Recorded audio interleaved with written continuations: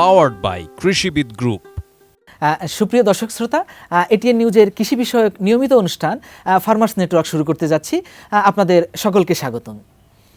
Farmers network মূলত ফার্মার্সের যে সমস্যা রয়েছে, কৃষকের সাথে সরাসরি যেই এই উৎপাদন থেকে বাজার ব্যবস্থা পর্যন্ত যেসব স্টেক হোল্ডার রয়েছে তাদের সকলের সাথে কানেক্ট করিয়ে দেওয়াই হচ্ছে এই প্রোগ্রামের মূল উদ্দেশ্য। শুধু দর্শক মণ্ডলী, আজকে আমরা যেই বিষয়ে আলোচনা করব সেটি হচ্ছে শীত পরবর্তী গবাদি পশুর যেই রোগবালাই রয়েছে এবং যেই পরিচর্যা ব্যবস্থা রয়েছে, এই পরিচর্যা নিয়ে আমরা কথা বলবো। আমাদের সাথে স্টুডিওতে আছেন প্রফেসর ডক্টর জাহাঙ্গীর আলম, শেরেবাংলা কৃষি বিশ্ববিদ্যালয়ের প্রফেসর এবং অ্যানিম্যাল সায়েন্স অ্যান্ড ভেটেরিনারি অনুষদের সম্মানিত ডিন। স্যার, আপনাকে স্বাগতম। স্বাগত, আপনাকেও ধন্যবাদ। ডিসেম্বর জানুয়ারি মাসে তো প্রচুর শীত ছিল। আমরা এই সময়ে দেখেছি যে গবাদি পশুর নানা রকম রোগ বা নানা কিছু অনেক সময় হয়ে থাকে, আমরা শুনেছি। শীত পরবর্তীতে নতুনভাবে কি পরামর্শের দরকার আছে কি না, বা এরপরে কিভাবে নতুনভাবে শুরু করতে পারে, এটা নিয়ে স্যার আপনার কাছ থেকে আমরা শুনতে চাই। সকলের ক্ষেত্রে বলি যে ব্যবস্থাপনার, বিশেষ করে যারা খামার ব্যবস্থাপনা করবেন, বিশেষ করে গবাদি পশু বলতে তো আমরা গরু, মহিষ, ছাগল, ভেড়া এই চারটাই আমাদের দেশে বেশি করা হয় এবং আমরা জানি যে সবাই একটা নির্দিষ্ট টার্গেট নিয়েই এই খামারগুলো করেন। বিশেষ করে আমরা জানেন যে আমাদের ঈদুল আজহা বড় একটা বিষয় থাকে, এই বিষয়টা মাথায় রেখেই কিন্তু আমাদের এই খামারগুলো আসলে খামারিরা, কারণ খামারদের ব্যবসা তাদের খামার করার উদ্দেশ্য থাকে, সে কিন্তু তারা লাভবান হওয়া, বছরের মধ্যে একটা লাভবান হওয়ার সুযোগ করে নেয় তারা। খামার ব্যবস্থাপনাটা একটা বড় বিষয়, যেটা আমাদের যারা খামার করেন তারা যদি কোনোভাবে প্রশিক্ষণ নিয়ে কাজ শুরু করতে পারেন, তাহলে খামারগুলো থেকে আরও তারা গতানুগতিকভাবে যে লাভ পেতে পারেন তার চেয়ে আরও বেশি লাভবান সুযোগ হয়। কারণ আমরা জানি একটা খামার করতে গেলে যে বিষয়গুলো মূল থাকে, তার একটা খামারের জায়গা বা বাসস্থান একটা বড় ফ্যাক্টর থাকে। দ্বিতীয় বিষয়টা থাকে তার একটা হচ্ছে বিশেষ খাদ্য, কারণ একটা খামারে কিন্তু মূল খরচটা যায় একটা খাদ্যের পিছনে। এই খাদ্যটা কত প্রায় আমরা বলি যে 60 থেকে 70% খরচ যায় হচ্ছে খাদ্যের পিছনে। আর আরেকটা যেটা বড় বিষয় থাকে যে পশুটা সে খামার শুরু করবে, তখন পশু নির্বাচনটা যদি সঠিক না করতে পারে, তাহলে ওই খামার থেকে আমরা দুধের জন্য করি বা মাংসের জন্য করি বা যেটার জন্য করি না কেন, আমরা লাভবান হওয়ার সুযোগটা কম থাকে। তা আমরা যে বিষয়গুলো আমরা দেখব, বিশেষ করে আমরা খামারে শীতকাল বলেন বা শীত পরবর্তী বলেন, সবসময় কিন্তু ব্যবস্থাপনা কতগুলো আমাদের একটা ধারাবাহিকতা থাকে, এইগুলো কিন্তু মেনটেন করতেই হবে। আগে যদি আমার গরু থাকে বা ছাগল, ভেড়া, সেটার সঙ্গে একসঙ্গে রাখা যাবে না, এটাকে অবশ্যই একটু আইসোলেট আলাদাভাবে রাখতে হবে। কারণ আমি জানি না যেখান থেকে এই গরু, ছাগল, ভেড়া সেটার মধ্যে কোনো ধরনের রোগ আগে থেকে আছে কিনা। এক সপ্তাহের মতো রাখলে তার মধ্যে কোনো রোগ ব্যাধি বা কোনো কিছু প্রকাশ পাচ্ছে কিনা এটা আমরা দেখব। তারপর যদি না মোটামুটি ভালো আছে, তখন আমরা হয়তো আমার পালের মধ্যে অন্য গরু বা ছাগল, ভেড়ার সঙ্গে মিক্স করব।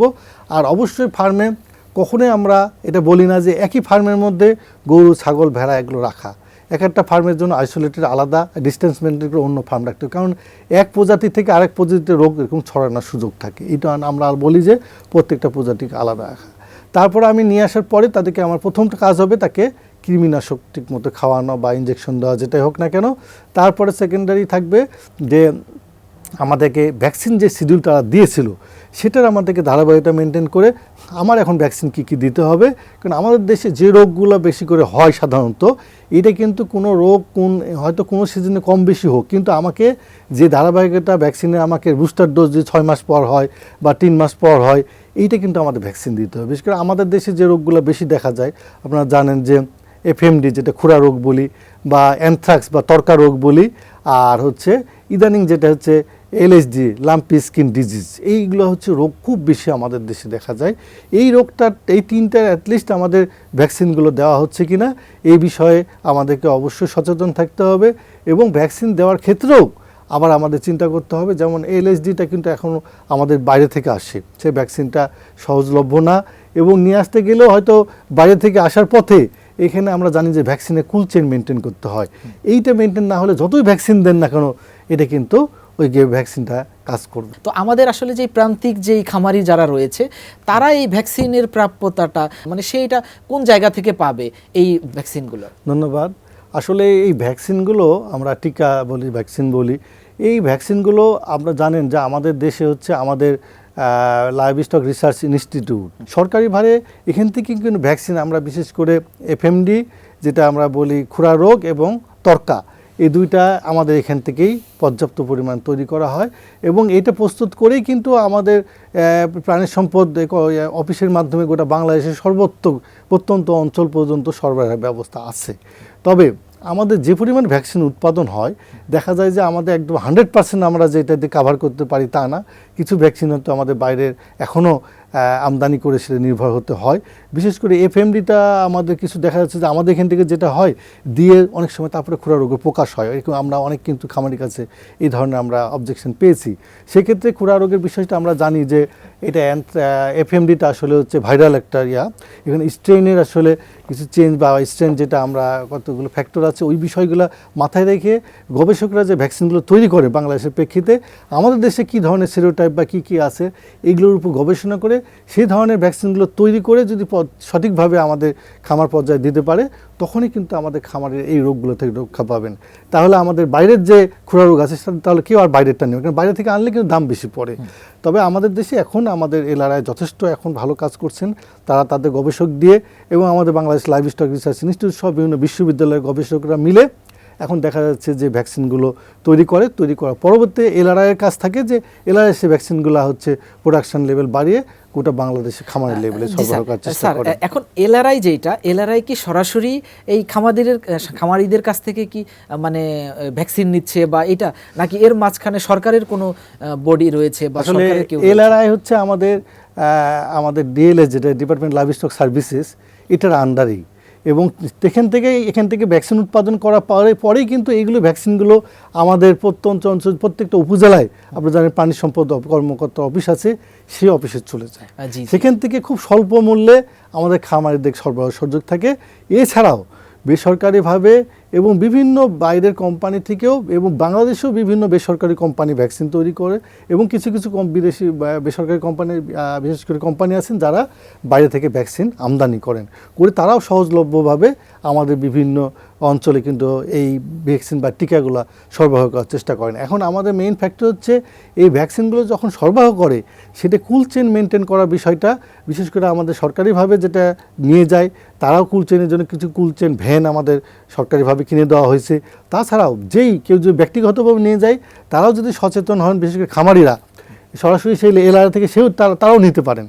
নেওয়ার সময় যেন তারা কুল চেন মেনটেন করে, বিশেষ ঠান্ডা অবস্থায় সেটা ফ্রোজেন ভ্যানে হোক বা তারা হচ্ছে বরফ দিয়ে হোক অথবা ফ্লাক্সে যেটাই হোক ঠান্ডা অবস্থায় সেটা টেম্পারেচার মেনটেন করে হয়তো 3 বা 4 ডিগ্রি সেন্টিগ্রেডে তারা তার দোরগোড়ায় যে এলাকায় হোক না কেন সেই পর্যন্ত তো এই কুল চেনটা মেনটেন না করলে কিন্তু এই ভ্যাকসিনটা সঠিক ভালো থাকবে। আমরা আগে আসলে শুনছিলাম যে কলার ভিতরে করে ওষুধ নিয়ে যাচ্ছে বা কিছু এরকম কিছু জিনিস দেখা যায়, বা আসলে কলার মধ্যে নিয়ে যাচ্ছে এই বিষয়টা আমাদের না, আমরা আসলে কলার মধ্যে করে অনেক সময় যে কোনো অ্যানিম্যাল হয়তো ট্যাবলেট খাওয়াবে বা খাওয়াবে খেতে চায় না, কলার দিয়ে খাওয়ায়, কিন্তু কলার মধ্যে রেখে ঠান্ডা হয়তো খুব স্বল্প সময় রাখা যায়, কিন্তু ইদানিং কিন্তু সায়েন্টিফিকভাবে আমাদের এলআরআই যেমন দেয় তারাই দেওয়ার সময় বরফ দিয়ে দেয় অথবা ফ্লাক্স দিয়ে। এখন খামারিরা অনেক সচেতন, তারা জানে যে এই ভ্যাকসিনটা হচ্ছে ইনঅ্যাক্টিভ হয়ে গেলে আমার যতই ভ্যাকসিন দিই আমার অ্যানিম্যালগুলো এই রোগগুলো আবার হওয়ার সময় কাজে তারাও সচেতন হয়ে ওইরকম প্রস্তুতি নিয়ে যাওয়া উচিত। এবং আমরা যাই এবং যারা না যান আমি আশা করব যে আপনারা অবশ্যই এই কুল চেনটা মেনটেন করার মতো ব্যবস্থা নিয়ে, শুধু তারাই না যারা ব্যবসা করেন বা ছোটোখাটো দোকান বিভিন্ন অঞ্চল থাকে তারাও যখন ভ্যাকসিন নিয়ে যান অবশ্যই কুল চেন মেনটেন করবেন, না হলে আপনার কাছ থেকে ভ্যাকসিন নিয়ে যখন খামারে দেখবেন যে ওই রোগ হয়ে যাচ্ছে তখন কিন্তু আপনার কাছে সেই বিশ্বস্ততা থাকবে না এবং ভ্যাকসিনের প্রতি বিশ্বস্ততা নষ্ট হয়ে যাবে। বিভিন্ন ধরনের কোয়াকের কথা শুনি বা রেজিস্টার না এরকম ডাক্তাররা এই ধরনের চিকিৎসা দিয়ে থাকে, এটা নিয়ে কি কোনো আইন আছে কিনা বা আসলে খামারিরা কার কাছ থেকে এই চিকিৎসাটা নিবে বা ভ্যাকসিনটা নিবে, এটা নিয়ে যদি স্যার আপনি। ধন্যবাদ আপনাকে। আসলে আমাদের খামারিদেরকে সহযোগিতা করার জন্য কিন্তু আমাদের প্রাণী সম্পদ অধিদপ্তর থেকে বললাম যে প্রত্যেকটা উপজেলাতেই আমাদের ওখানে ভেটেরিনারি সার্জন প্রাণী সম্পদ কর্মকর্তা রয়েছেন এবং ওখানে ভেটেরিনারি কম্পাউন্ডার বা সহকারী হিসাবেও বেশ কয়েকজন আছেন। এই লোকগুলোই কিন্তু আমাদের প্রত্যন্ত অঞ্চলে প্রত্যেকটা উপজেলায় তাদের সার্ভিস দেওয়ার কথা এবং তারা সার্ভিস দেন। এখন খামারিরা যে কোনো সময় সমস্যা ভালো মন্দ হলে ওনাদের কাছে সহযোগিতা নেন। এই সরকারিভাবে সহযোগিতা ছাড়াও বেসরকারিভাবে অনেক এনজিও রয়েছেন যারা কিন্তু এই প্রত্যেকটা অঞ্চলে, প্রত্যেকটা গ্রামে, প্রত্যেকটা উপজেলাতে তারাও এই ধরনের সহযোগিতা করে থাকেন। তবে আমাদের সরকারিভাবে যে ধরনের আমাদের চিকিৎসা দেওয়ার জন্য যে জনবল থাকার দরকার সেই পরিমাণ জনবল আমাদের নাই। সেক্ষেত্রে আমাদের জলমূল অবশ্যই বাড়ানোর দরকার হচ্ছে, খামারিরা সেটা ফিল করেন। আর আপনি যে বিষয়টা বলছিলেন যে হয়তো আমাদের জনবল নাই দেখেই ওই গ্রামগঞ্জে বিভিন্ন কোয়াক ডাক্তার বা যারা সহযোগিতা করেন, এই ধরনের প্রোভাইডার আছেন, তাদের মাধ্যমে হয়তো তারা বিভিন্ন চিকিৎসা বা বিভিন্ন সহযোগিতা নেন, যেটা অনেক সময় হয়তো সঠিক না হওয়ার সম্ভাবনা, যেহেতু তারা সায়েন্টিফিক না, তারা কোনোভাবে দেখে বা শুনে শিখে থাকেন। সেক্ষেত্রে আমরা অবশ্যই খামারের ভাইদের বলবো যে আপনারা আমাদের রেজিস্টার্ড ডক্টর এবং আমাদের প্রাণী সম্পদ বিশেষ করে কর্মকর্তার কার্যালয় আছে, এখানে সরাসরি সহযোগিতা নেবেন, অথবা বেসরকারিভাবে যারাও সহযোগিতা করেন তারাও রেজিস্টার্ড ডক্টরকে নেন, তাদের মাধ্যমে সহযোগিতা নিলে আপনারা সঠিক তথ্য বা সঠিক চিকিৎসা পাবেন বলে আশা করি।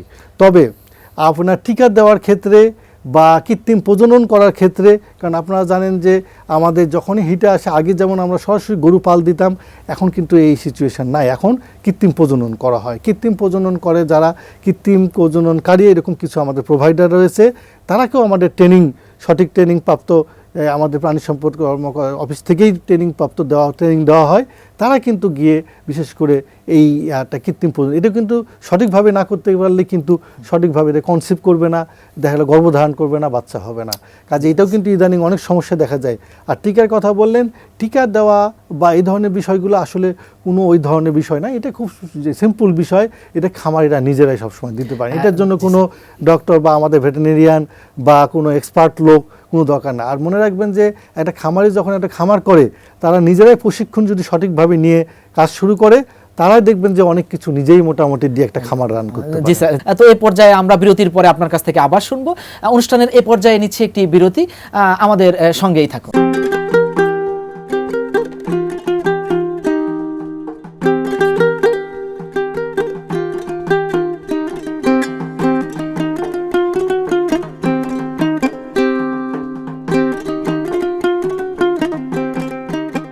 Powered by Krishibid Group. সুপ্রিয় দর্শক শ্রোতা, বিরতির পর আবারও আমন্ত্রণ জানাচ্ছি ফার্মার্স নেটওয়ার্ক অনুষ্ঠানে। আমাদের সাথে থাকার জন্য ধন্যবাদ।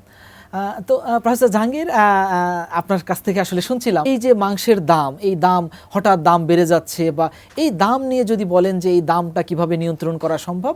খামারের তারা কিন্তু এই মাংসের দাম কিন্তু নিজে বাড়ায় না, এটা নির্ভর করে, আমি একটু আগে বলেছিলাম যে একটা খামার কিন্তু তার যে খরচ, মেইন খরচটা হচ্ছে খাদ্য খরচ। কাজে খাদ্য খরচ যদি বেশি হয়, অটোমেটিক কিন্তু মাংসের দামও বেশি হয়ে যাবে। কাজে খাদ্যের দাম এখন দেখা যায়, একটা গরু ছাগল পালন করতে কিন্তু খাদ্যতে দেখা গেলো 60 থেকে 65 বা 70% খরচ পড়ে। এখন এই খাদ্যটা যদি আমরা, খাদ্যের দাম এখন বেশি হওয়ার কারণ কি, এটা আমাদের চিন্তা করতে হবে। কারণ আগে তো দাম কম ছিল, হঠাৎ করে বাড়লো কেন? আমাদের জানি যে বিশেষ সিচুয়েশনের কারণে এখন কিন্তু গোটা বিশ্বে ডলারের দাম বেড়ে গেছে।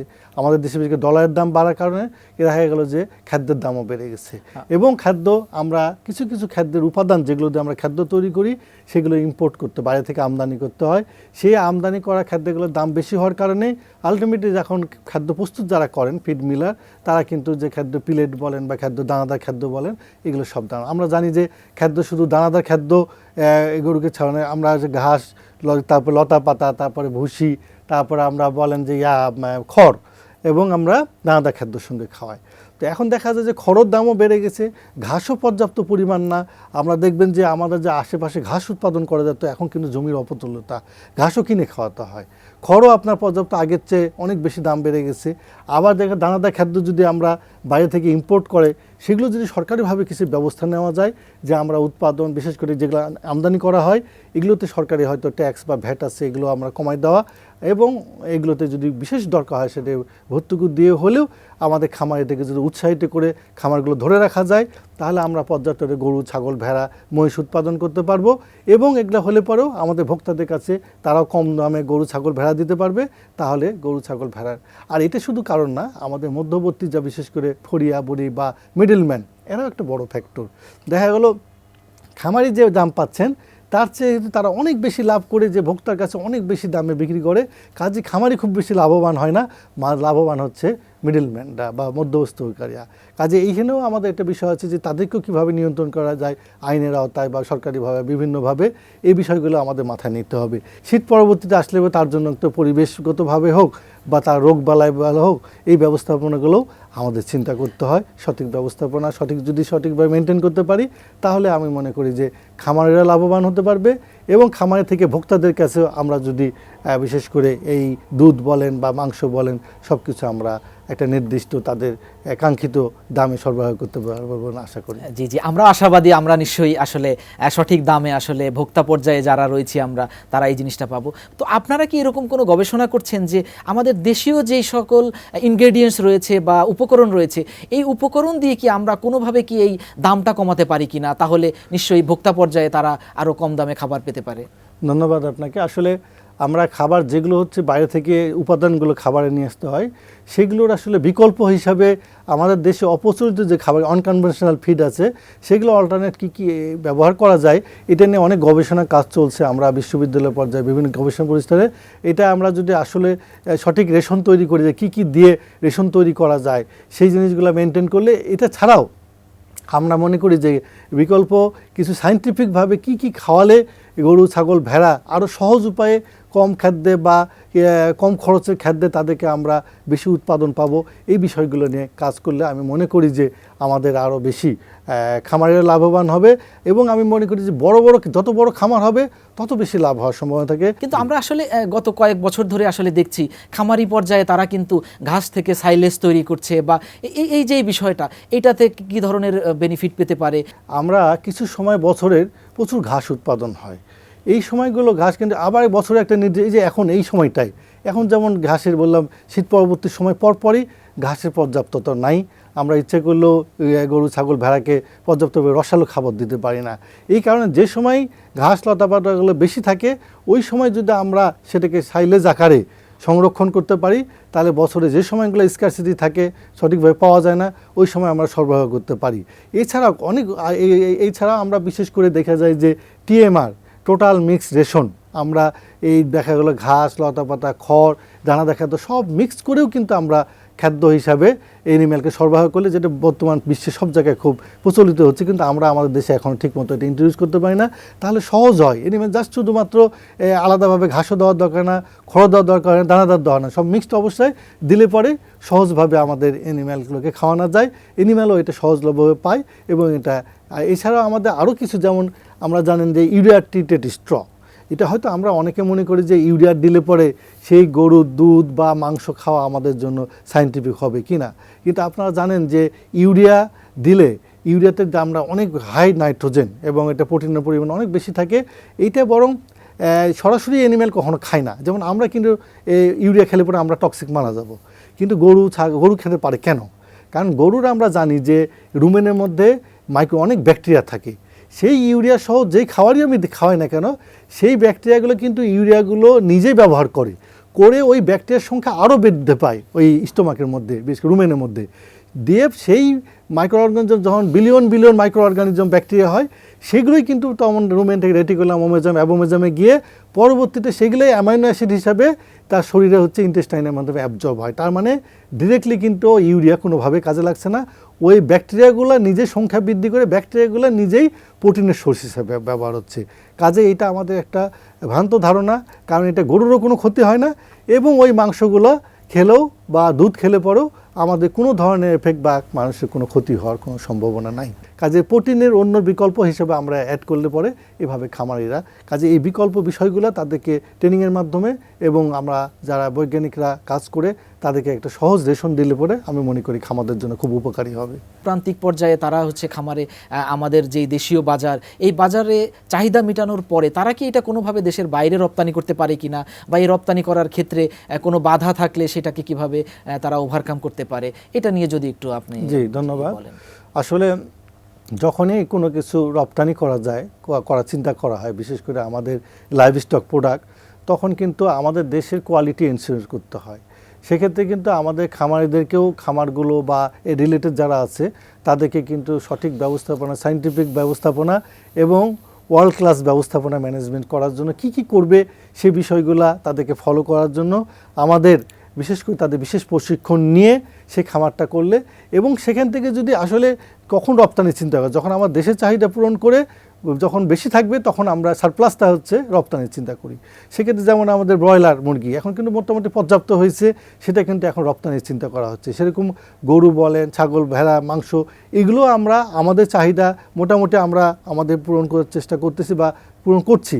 এর যে যত অতিরিক্ত যেটা থাকবে সেটা আমরা রপ্তানি করার জন্য ওই বিশেষ করে ফার্মগুলোতে যে আমাদের গাইডলাইনটা দেওয়া, যদি ওই গাইডলাইনটা সরকারিভাবে প্রত্যেকটা খামারকে দেওয়া হয়, এবং যারা বিশেষ করে যেসব দেশ থেকে আমদানি করেন তাদের সঙ্গে যে আমাদের সরকারের যে লিয়াজও হয় এবং এই বিষয়গুলো বিশেষ কমিউনিকেট করে দেওয়া যায়, তাহলে অবশ্যই আমাদের জন্য ভবিষ্যতে যদি আমাদের দেশের মাংসের সঙ্গে সঙ্গে খামারিদেরকে যদি এভাবে বাইরে রপ্তানি করার সুযোগ পায়, তাহলে আরও বেশি খামারি এটার সঙ্গে রিলেটেড হওয়ার চেষ্টা করবেন, এবং বাইরে পাঠালে আমাদের বিশেষ করে আমাদের গরুর যে মাংস উৎপাদন হবে, দুধ উৎপাদন হয়, এগুলোতে আরও বাড়ানোর জন্য কিন্তু আরও কী কী ধরনের ব্রিড বা কারা ইন্ট্রোডিউস করে আমাদের দেশে খামারগুলোতে বেশি মাংস উৎপাদনকারী গরু, বেশি দুধ উৎপাদন করে গরু, এগুলো কিন্তু ইন্ট্রোডিউস করার জন্য অটোমেটিক আমাদের খামারিরা যেমন আগ্রহী হবেন, সরকারিভাবে সেভাবে সহযোগিতা করার চেষ্টা করবেন।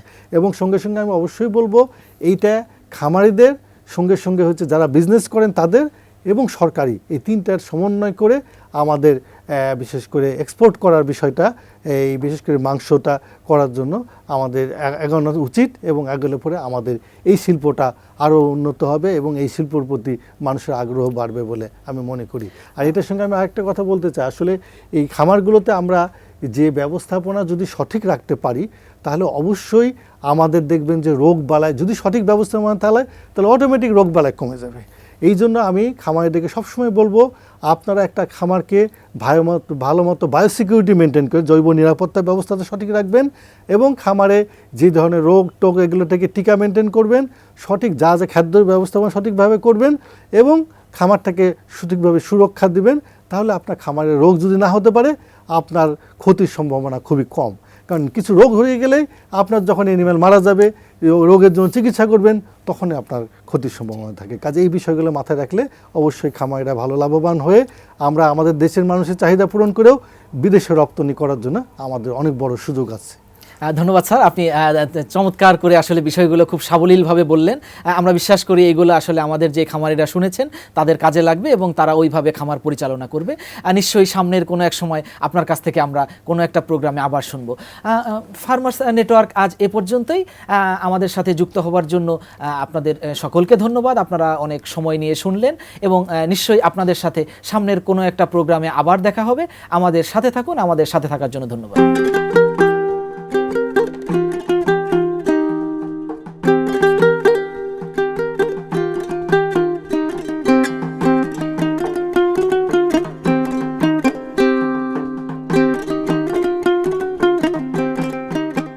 Powered by Krishibid Group.